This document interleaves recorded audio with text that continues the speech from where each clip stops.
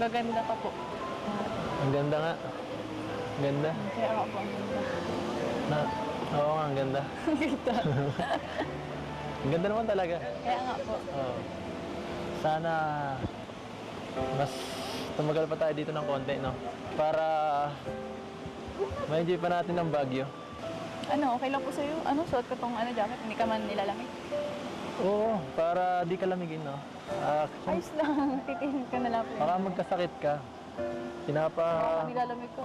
Naisip ko kasi ni mama mo palagi. Pinapatingin ka sa akin. Mamaya, mapano ka.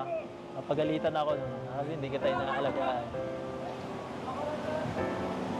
Sabi ko naman kay mama kung bahala sa'yo eh. Ano dito, no? Sana... Bakit? Anong experience mo ngayon sa Baguio? Yung alam mas maganda? Yung ngayon ba o yung dati?